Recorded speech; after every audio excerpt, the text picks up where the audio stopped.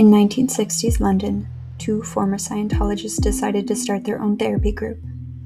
They moved their entire commune to the jungles of Mexico's Yucatan Peninsula, and then they developed a theology in which Christ, Satan, Lucifer, and Jehovah were all simultaneously real and all simultaneously worthy of worship. Then they moved to the United States, put on dramatic black robes with a symbol that, and I cannot stress this enough, looked remarkably like an SS insignia, and started recruiting on street corners in New York, Boston, New Orleans, and Chicago. Then one of their magazines published an interview with Charles Manson. They were allegedly linked to the Son of Sam murders, and in the most unexpected ending in cult history, they became an animal rescue society in Utah. History has an official version, sanitized, approved, filed away. And then there's everything that didn't make it into that version.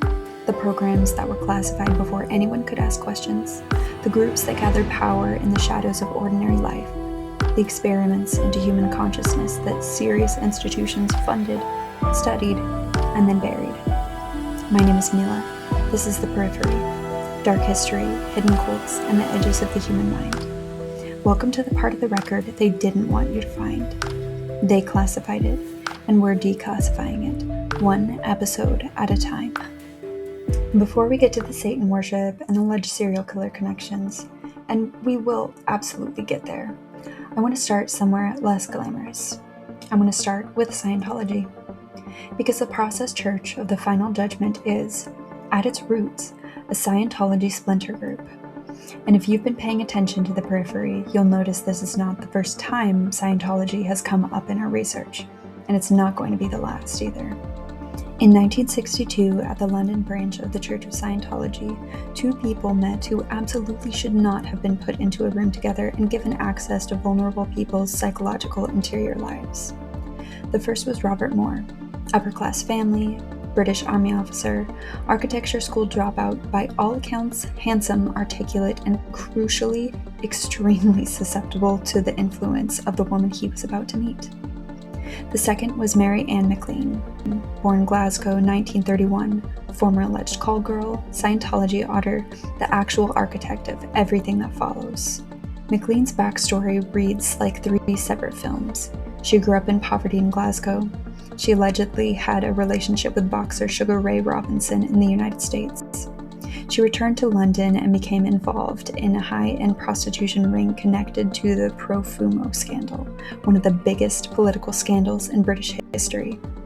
And then she joined Scientology, where she became a trained auditor, meaning she was formally taught how to conduct one-on-one psychological sessions designed to surface a person's deepest fears, traumas, and vulnerabilities.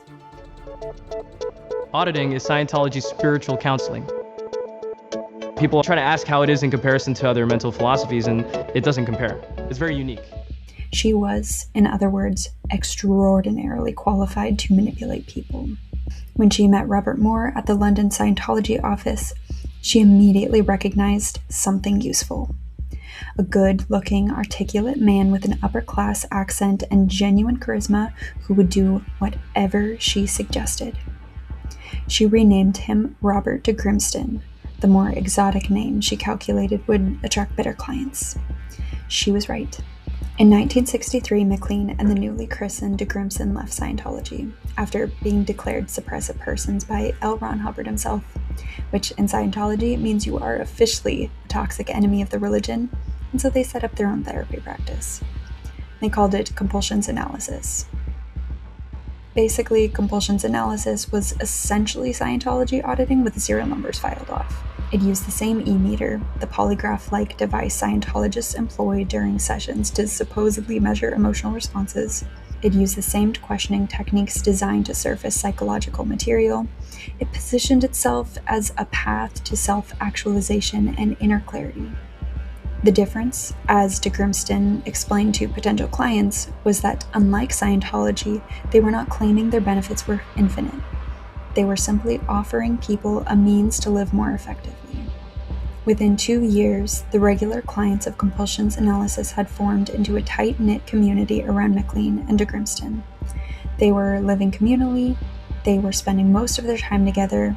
Their social world had contracted to almost exclusively other members of the group. Sound familiar? This is the point in the story where what started as a therapy practice quietly crossed a line and became something else entirely. In March 1966, 25 members of what was now calling itself The Process moved into a commune at 2 Balfour Place in Mayfair, one of the most expensive addresses in London. And they operated a coffee house called Satan's Cavern in the basement, because of course they did. Later that year, the group relocated to the Yucatan Peninsula in Mexico, specifically to a remote area called Xtol, where they lived in primitive conditions, experienced what members described as spiritual visions, and Robert de Grimston produced a series of writings called the Xtol Dialogues, in which the theology of the process began to take shape. And that theology, once it emerged, was genuinely unlike anything else in the religious landscape of the 1960s. The Process Church held that there were 4 gods: Jehovah, Lucifer, Satan, and Christ. Not good versus evil, not heaven versus hell, all 4 simultaneously real, all 4 simultaneously worthy of devotion. The theological reasoning went something like this. Christ said, "Love your enemies." Christ's enemy was Satan, and Satan's enemy was Christ. Through love, enmity is destroyed. Through love, Christ and Satan have destroyed their enmity and come together for the end. Christ to judge, Satan to execute the judgment. Now, I want to be fair here. The theological argument is actually more sophisticated than it sounds. It's drawing on Gnostic traditions, Jungian archetypes, and a fairly rigorous internal logic about the nature of duality. It is also, and I say this with the utmost respect for the complexity, completely unhinged. Each member of the process was expected to identify which of the 4 gods they most embodied: Jehovah, the stern judge; Lucifer, the hedonist; Satan, the destroyer; or Christ, the unifier, and to work to integrate all 4 aspects within themselves. Their symbol, a serpent cross that members wore prominently on their robes, bore a resemblance to a certain Nazi insignia that was, shall we say, not a great look. By the late 1960s, the process had expanded to the United States, establishing chapters in multiple cities, and members were immediately recognizable. They wore dramatic black robes and capes, often accompanied by German shepherds, and stationed themselves on street corners selling their extraordinarily well-designed magazines. And those magazines deserve a moment. The recruitment funnel of the process was elegant in its simplicity and devastating in its effect. It began on the street. A procession in robes, striking, unusual, memorable, would approach someone who seemed to be searching for something. Young people in transition, people who had recently moved to a new city, people who had seemed intellectually curious and spiritually hungry and perhaps slightly lonely. The opening offer was innocuous. A magazine, a conversation, an invitation to a free lecture or a coffee. The lecture led to an offer of personal counseling, a one-on-one session based on the compulsions analysis techniques McLean and de Grimston had developed from their Scientology training. And here is where it got interesting. The counseling sessions of the process were designed, whether consciously or not, to do something very specific to the person sitting across the table. They were designed to surface your deepest fears, your most painful memories, the most shameful secrets, and then to position the counselor, and through them the group, as the only safe container for those revelations. This is not accidental. This is not incidental. This is the foundational mechanism of psychological control in high control groups, and it has a name. Psychologist Robert J. Lifton, in his landmark 1961 study, Thought Reform and the Psychology of Totalism, identified 8 criteria for what he called ideological totalism, the psychological condition that transforms a belief system into a mechanism of control. The Process Church hit almost every single one of them. Lifton's 8 criteria for ideological totalism. 1. Milieu control. controlling the environment and communication. Your only chance to evacuate is to leave with us. 2. Mystical manipulation. Manufactured spiritual experiences. 3. Demand for purity. Black and white thinking. No gray areas. 4. Confession. Surfacing private material to create leverage. 5. Sacred science. The group's doctrine is beyond question. 6. Loading the language. Specialized vocabulary that controls thought. Shout hallelujah! Hallelujah! Now that loud, let that Holy Ghost language come up out of you. Do it now! 7. Doctrine over person. The group's truth overrides personal experience. And 8. Dispensing of existence. Only members are truly real or saved. Now, let's focus on number 4, confession. In the counseling sessions of the process, members were encouraged, really required, to surface their deepest psychological material, their fears, their sexual desires, their relationships with their parents, their worst memories, their most shameful thoughts. This felt and was presented as therapeutic, liberating, a process, and yes, that's where the name came from, of working through psychological material to achieve clarity and freedom. What it actually created was leverage. Once you've told a group your most intimate secrets, once the community holds the information you would least want the outside world to know, leaving becomes complicated in ways that have nothing to do with theology. You are not just leaving a belief system, you're leaving the people who know everything about you, and you are potentially leaving yourself exposed. This is the same mechanism Scientology uses with its auditing records. It is the same mechanism used by NXIVM, which we will cover in a future episode. It is the same mechanism used by virtually every high control group that has ever operated a therapeutic or confessional system. The Process Church's community life reinforced every other criterion on Lifton's list. Members lived communally, which controlled their environment and limited outside contact. They developed an elaborate internal vocabulary. Processians, the teacher, the oracle, the Jehovists, the Luciferians, that made communication with non-members increasingly difficult and outside thinking increasingly hard to translate into internal language. Their doctrine positioned Grimston's writings as sacred and beyond question. And crucially, the group divided the world cleanly into those who understood the process and those who were spiritually asleep, creating a framework in which every outside voice of concern became evidence of the outside world's corruption rather than legitimate feedback. Members left families, members surrendered financial resources, members relocated across continents when the group moved. One former member, Bruce Garrett, described being welcomed with open arms as a young man who had not had what he called the greatest of family lives. The process gave him community, purpose, and belonging, at the cost of, eventually, everything else. Now, the Charles Manson connection. The Process Church published an interview with Charles Manson in their magazine before the Tate LaBianca murders in 1969. Former members have disputed exactly what the nature of the contact was.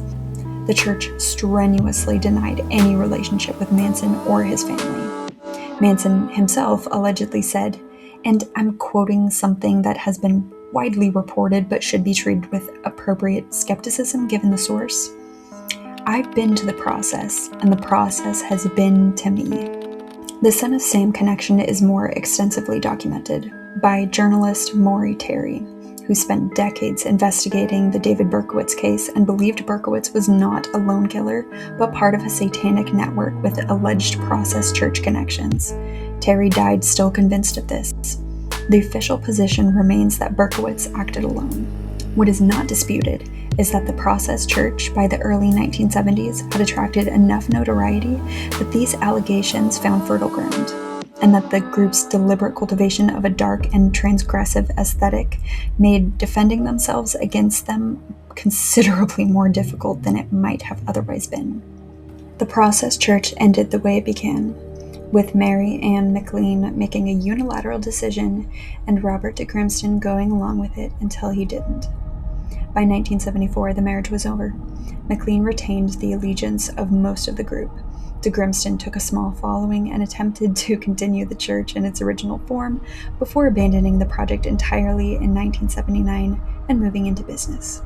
McLean renamed the group multiple times: Foundation Church of the Millennium, the Foundation Faith of God, gradually stripping away the satanic imagery and occult theology, and pivoting towards mainstream Christianity, eventually relocating the remaining group to Kanab, Utah, where, in 1991, they dissolved the religious organization entirely and became the Best Friends Animal Society, which is today one of the largest and most respected animal rescue organizations in the United States. Now, here's what I actually want you to walk away with from this episode. Robert J. Lifton's 8 Criteria for Ideological Totalism was published in 1961. They were based on his study of thought reform programs used on American prisoners of war in Korea and China. They were rigorous, clinical, and academically peer-reviewed. They also describe with uncomfortable precision the operating conditions of groups you can find right now in your country, in your city, possibly in your social media feed. I'm not talking about fringe satanic cults with striking magazine design. I'm talking about political movements that position their doctrine as sacred science and dismiss all outside information as enemy propaganda. I'm talking about online communities that load language so specifically that members literally cannot think thoughts that challenge the group's worldview. I'm talking about religious organizations in countries across the world, from Russia to Brazil to South Korea to Uganda, that use confession and community control to ensure that leaving costs more than staying. Here's the thing about thought reform that Lifton understood, and that the Process Church demonstrated in real time. It doesn't require a robed figure in a candlelit room. It requires milieu control, which social media platforms provide algorithmically. It requires loading language, which political movements provide through constant repetition of specific vocabulary. It requires confession, which the modern internet provides through a culture of radical personal disclosure that feels liberating and functions as leverage. It requires dispensing of existence, which any community does when it divides the world into the awakened and the sheep. These are not ancient techniques. They are active. They are everywhere. And this is the part that matters. They are identifiable. Ask yourself, does this group control what information you're allowed to access? Does leaving feel dangerous, socially, financially, or spiritually? Is there a single authority whose conclusions cannot be questioned? Are people who disagree automatically enemies rather than people with different views? Is your personal history, your fears, your past, your vulnerabilities held by the group? If you answered yes to more than 2 of those questions about any group you belong to, that's not an accusation, that's information. Robert J. Lifton spent his career studying what happens when human beings are subjected to systematic psychological manipulation by institutions, governments, political movements, religious groups.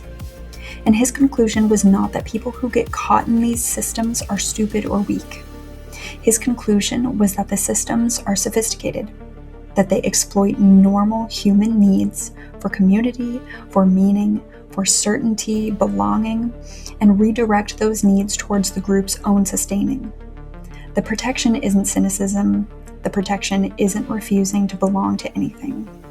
The protection is knowing the 8 criteria, keeping one foot in the outside world, maintaining relationships and information sources outside the group, and noticing when leaving starts to feel impossible, because that feeling is the tell.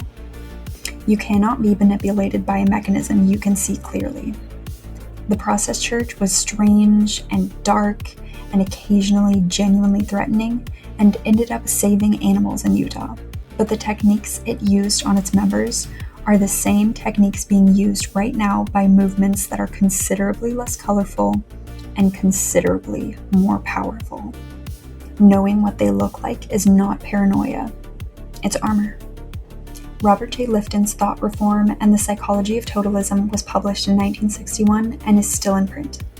It is one of the most important books you can read if you want to understand how psychological control actually works, not in horror movies, but in ordinary life. The sources for everything in this episode are in the description below. Subscribe to The Periphery on YouTube, Spotify, and Apple Podcasts. And leave me a comment with this. Which of Lifton's 8 criteria do you think is the most dangerous? And where do you see it operating right now? I'm genuinely curious to know what you think. Next week on The Periphery. The US government harvested bones and teeth from deceased infants around the world, without parental consent, to measure nuclear contamination in human tissue. They called it Project Sunshine. The documents are declassified. Next week, we'll find out exactly how bright that sunshine was.